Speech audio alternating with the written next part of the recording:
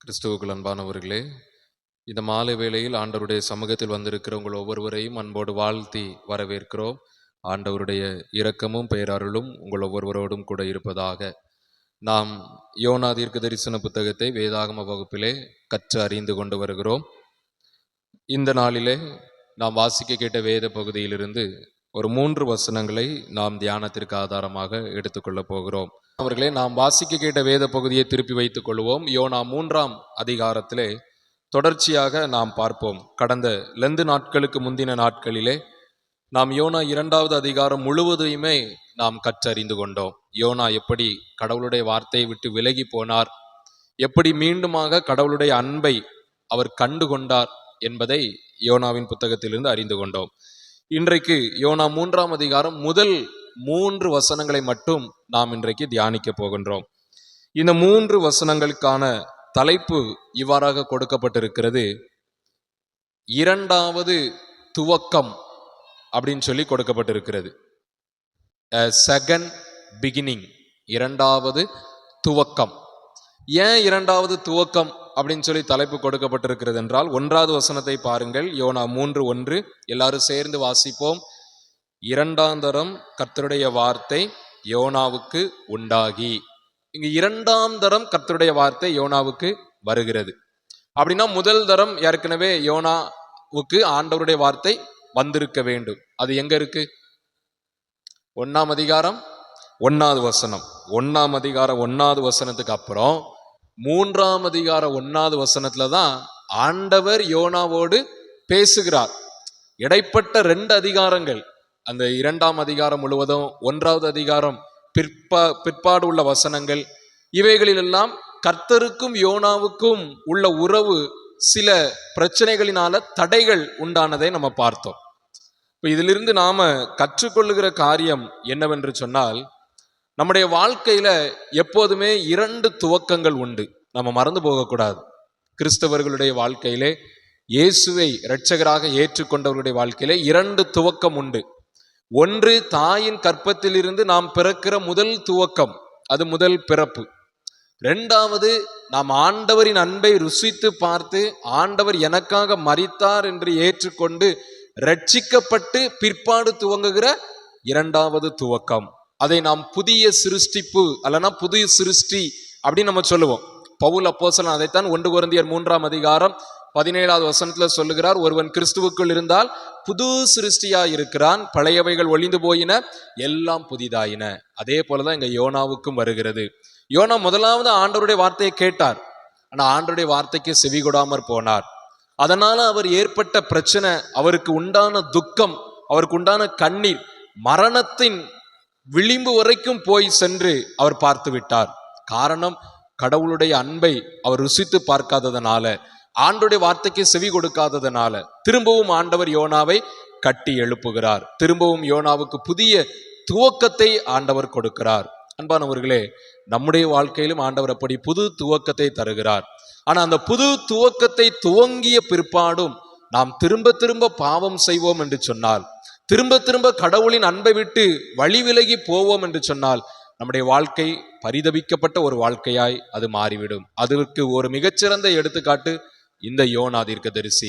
முதலாவது வழி தப்பி போனார். ஆனா 2வது துவக்கத்துல சரியானபடி அவர் வாழ்ந்தார். 2வது ஆண்டவர் ஒரு புதிய துவக்கத்தை யோனாவுக்கு கொடுக்கிறதை நாம் இங்கு பார்க்கின்றோம். இன்னும் இந்த 1வது வசனத்துல நம்ம இன்னொரு காரியத்தை கற்றுக்கொள்ள முடியும். என்ன அப்படின்னா, அந்த 1ஆம் அதிகாரம் 3வது வசனத்துல இருந்து 2ஆம் அதிகாரம் 10வது வசனம் வரைக்கும் கடவுளுக்கும் யோனாவுக்கும் இடையே அங்கு ஒரு தடை உண்டாகிறதை பார்க்கிறோம். யோனா ஆண்டவருடைய சத்தத்தை கேட்க முடியாததை நம்ம பார்க்கின்றோம். இது எதை காண்பிக்கிறது? நாம கடவுளின் சித்தத்தை விட்டு, ஆண்டவர் நமக்கு கொடுத்திருக்கிற பாதையை விட்டு வழி விலகி போகின்ற போது, எவ்வளவுதான் கடவுளை நோக்கி கூப்பிட்டாலும் கர்த்தருடைய சத்தத்தை கேட்க முடியாது. அது யோனாவின் வாழ்க்கையில நடந்தது. 2ஆம் அதிகாரத்துல பாருங்க, 1ஆம் அதிகாரத்துல பின்பாகத்துல பாருங்க, கப்பல்ல பிரச்சனை, அவர் போகிற பாதையில பிரச்சனை, கர்த்தரை நோக்கி கூப்பிடுறாங்க, அந்த மக்கள் கர்த்தரை நோக்கி கூப்பிடுறாங்க. ஆனா யோனாவுக்கு ஆண்டவர் ஒரு வார்த்தையும் செவி கொடுக்கவில்லை. 2ஆம் அதிகாரத்துல மீனின் வயிற்றுல உட்கார்ந்து பேசுகிறார். யோனா புலம்புகிறார், அழுகிறார். ஆண்டவரே நான் மரணத்துல இருக்கிறேனே, என்னை கண்ணோக்கி பாரும் அப்படின்னு சொல்லி அழுகிறார், புரண்டு புரண்டு அழுகிறார். ஆண்டவர் பேசவில்லை, ஆண்டவருடைய சத்தம் யோனாவுக்கு கேட்கவில்லை. 3வது அதிகாரத்துல தான் முதலாவது வார்த்தையில ஆண்டவருடைய சத்தம் இந்த யோனாவுக்கு கேட்கிறது. இதற்கு காரணம் யோனா 2ஆம் அதிகாரத்தின் கடைசி அந்த நேரங்களிலே மனம் திரும்பினார், தன்னுடைய பாவத்தை உணர்ந்தார், நான் கடவுளுக்கு கீழ்ப்படியவில்லை என்பதை உணர்ந்தார். அவர் மனம் திரும்பியதனாலதான் ஆண்டவருடைய சத்தம் அவருக்கு கேட்டது. அன்பானவர்களே, இன்றைக்கு நாம் எப்படி இருக்கின்றோம் என்று யோசித்து பார்ப்போம். ஒருவேளை நாம் ஆண்டவருடைய சத்தத்துக்கு செவி கொடாமல் நம்முடைய மனம் போனபடி நம்ம வாழ்ந்து கொண்டே இருப்போம் சொன்னா, நாம நினைப்போம் ஆண்டவர் என் கூட தான் இருக்கிறாரு, ஆண்டவர் என் கூட தான் வாராரு, நான் என் இஷ்டப்படி தானே செய்யறேன், அப்ப ஆண்டவர் நான் என் இஷ்டத்தின்படி செய்கின்ற போது என்னுடைய செயல்கள் எல்லாம் வாய்க்கிறது, அப்ப ஆண்டவர் என் கூட தானே இருக்கிறாரு அப்படின்னு சொல்லி நாம நினைப்போம். இல்ல இல்ல, கடவுளின் சித்தத்தை நம்ம விட்டு வழி விலகி போகின்ற போது கர்த்தரும் நம்மை விட்டு எடுபட்டு போகிறார். அதை தான் நம்ம சவுலினுடைய வாழ்க்கையிலும் பார்க்கின்றோம், யோனா தீர்க்கதரிசியினுடைய வாழ்க்கையிலும் பார்க்கின்றோம். இது முதல் வசனத்துல நம்ம கற்றுக்கொள்கிற 2 காரியம். ஒன்று, புதிய துவக்கத்தை ஆண்டவர் தருகிறார். 2வது, பாவத்தோடு நம்ம வாழ்கின்ற போது கர்த்தருடைய சத்தத்தை கேட்க முடியாது. 2வது வசனத்தை நம்ம எல்லாரும் சேர்ந்து வாசிப்போம். யோனா 3ஆம் அதிகாரம் 2வது வசனம். நீ எழுந்து மகாநகரமாகிய நினிவேக்கு போய் நான் உனக்கு கற்பிக்கும் வார்த்தையை அதற்கு விரோதமாய் பிரசங்கி என்றார். இதே வசனம் 1ஆம் அதிகாரம் 2வது வசனத்துல யோனாவுக்கு ஆண்டவர் சொல்லுகிறார். ஒரே ஒரு வார்த்தை தான் வித்தியாசமா இருக்கும். என்ன வார்த்தை? 2ஆம் அதிகாரம் பின்பாகம் சொல்லுகிறது, அவர்களுடைய அக்கிரமம் என் சமூகத்தில் வந்து எட்டினது. அது இந்த 3வது அதிகாரத்துல இல்லை. அப்ப முதலாக ஆண்டவர் என்ன சொன்னாரோ அதே வார்த்தையை திரும்பவும் யோனாவுக்கு சொல்லுகிறார். நீ போய் பிரசங்கி, நான் சொன்னதை நீ அந்த மக்களுக்கு சொல்லு, அந்த மக்களுக்கு நான் சொன்ன வார்த்தையின்படியே சொல்லு. அந்த வார்த்தையில ஒரு வார்த்தையும் கூட கூட்டக்கூடாது, குறைக்க கூடாது. ரொம்ப முக்கியம். ஆண்டவர் சொல்லுகிற வார்த்தையில ஒரு வார்த்தையும் கூட்டக்கூடாது, குறைக்க கூடாது. நான் என்ன சொல்லுகிறோனோ அதை அப்படியே அந்த மக்களுக்கு போய் பிரசங்கி அப்படின்னு சொல்லி ஆண்டவர் யோனாவுக்கு கட்டளை கொடுக்கிறதை நாம் பார்க்கின்றோம். இங்கு நம்ம என்ன பார்க்கின்றோம்? யோனாவுக்கு ஆண்டவர் கட்டளை கொடுத்த பிற்பாடு யோனா அவர் கீழ்ப்படிந்து போகிறதை நாம் இந்த 2வது வசனத்துல அறிய முடிகிறது.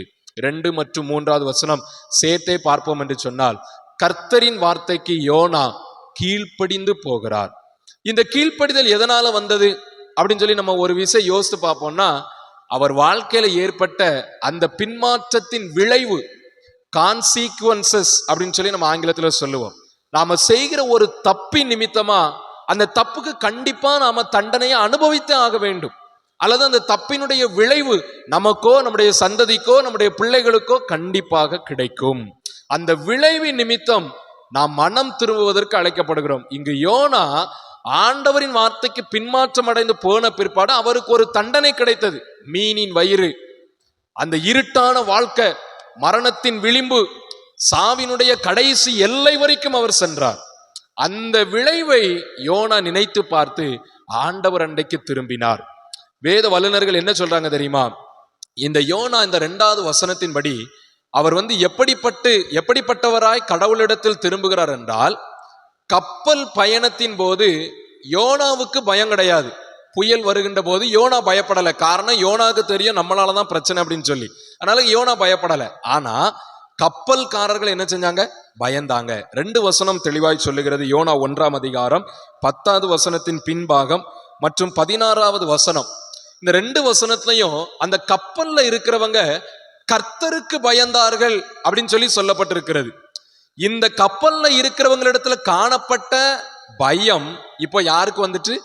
யோனாவுக்கு வந்துட்டு. எப்படி ஆண்டவர் திருப்புகிறார் பாத்தீங்களா? அவளை ஒரு ட்விஸ்ட் வச்சு தன்னுடைய மக்களை தாம்பக்கமாக திருப்புகிறார் ஆண்டவர்.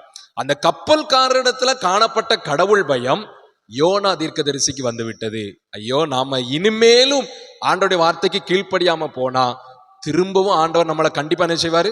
தண்டிப்பார் அப்படின்னு சொல்லி பயந்து, கடவுளுக்கு பயந்து அவர் அந்த நினிவே பட்டணத்துக்கு போகிறதை நாம பார்க்கின்றோம். அப்ப இதுல இருந்து நாம கற்றுக்கொள்ளுகிற காரியம் என்னன்னா, ஆண்டவருடைய வார்த்தைக்கு நம்ம கீழ்ப்படிய வேண்டும் என்றால் நமக்குள்ளாக கடவுள் பயம் இருக்க வேண்டும். கடவுளுக்கு பயப்படுகிற பயம் இல்லாம ஒரு மனுஷன் கர்த்தருடைய வார்த்தைக்கு கீழ்ப்படிந்து நடக்க முடியாது. அதை நம்முடைய வாழ்க்கையில நம்ம அனுபவிச்சிருப்போம், மற்றவர்களுடைய வாழ்க்கையில நம்ம பார்த்திருப்போம். ஒரு மனிதன் தன் மனம் போனபடி வாழ்கிறான், இஷ்டப்படி நடக்கிறான், தவறு செய்து கொண்டே வாழ்கிறான் அப்படின்னா அந்த மனிதனிடத்துல விசாரித்து பாருங்க, கடவுளுக்கு பயப்படுகிற பயம் கண்டிப்பா அந்த மனிதனிடத்துல இருக்காது. அதே போல நாம இருக்கட்டும், ஏன் நானாக கூட இருக்கட்டும், நான் இஷ்டப்படி என்னுடைய இஷ்டத்துக்கு நான் தவறு செய்து கொண்டே வாழ்ந்து வந்தேன் என்றால் எனக்குள்ளாக கடவுள் பயம் இல்லை என்பதனால நான் தவறு செய்கிறவனாய் காணப்படுகிறேன், ஆண்டோடைய வார்த்தைக்கு கீழ்ப்படியாதவனாய் காணப்படுகிறேன். ஆனா எனக்குள்ளாக கடவுள் பயம் இருந்ததே என்றால் நான் ஆண்டோடைய வார்த்தைக்கு கீழ்ப்படிவேன். யோனாவுக்குள்ளாக கடவுள் பயம் வந்தது, ஆண்டோடைய வார்த்தைக்கு கீழ்ப்படிந்தார். எனக்கன்பானவர்களே, அப்ப 2வது வசனத்துல நம்ம கற்றுக்கொள்கிற காரியம், கர்த்தருக்கு பயப்படுகிற பயம் நமக்கு வேண்டும். கடவுள் பயம் நமக்குள்ளாக இருந்தால்தான் நாம பரிசுத்தமா வாழ முடியும். நம்முடைய சொந்த முயற்சினால பரிசுத்தமா வாழ முடியாது.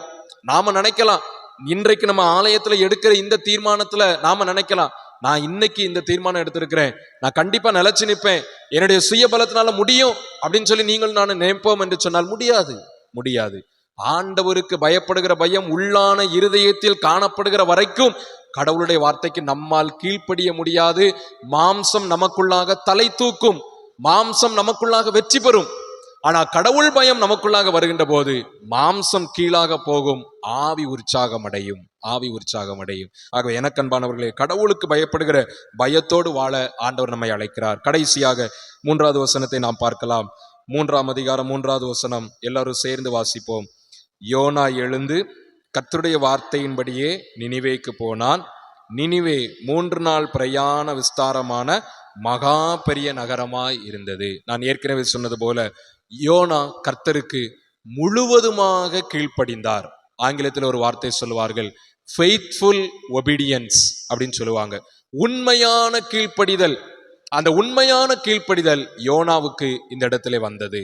அதற்கு ஒரு மிக முக்கியமான காரணம் தன்னுடைய வாழ்க்கையில் அவர் பட்ட அனுபவம். தன்னுடைய வாழ்க்கையில் அவர் பட்ட அனுபவம். எப்படி யோனா அந்த அனுபவத்திலிருந்து உண்மையான கீழ்ப்படிதலுக்கு ஒரு மனமாற்றம் அடைந்தாரோ, அதே போலதான் ஆண்டவர் உங்களையும் என்னையும் எதிர்பார்க்கிறார். என் மகன், என் மகள் எனக்கு உண்மையாய் கீழ்ப்படிய மாட்டாரா, எனக்கு உண்மையாய் கீழ்ப்படிய மாட்டானா அப்படின்னு சொல்லி ஆண்டவர் நம்மை எதிர்பார்த்து கொண்டே இருக்கிறார்.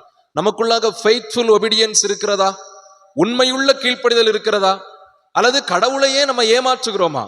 ஆலயத்துக்கு உள்ளாக இருந்து கொண்டு ஆண்டவரே நான் நிச்சயமாக உமக்கு ஏற்றபடி வாழ்வேன் அப்படின்னு சொல்லிவிட்டு ஆலயத்தை விட்டு வெளியே போனதுக்கு பிற்பாடு நம்ம செய்த தீர்மானத்தை அநேக நேரங்களிலே மறந்து போய் விடுகிறோம், அநேக நேரங்களிலே மறந்து போய் விடுகிறோம். அது நாம் கடவுளை ஏமாற்றுகிற செயல்.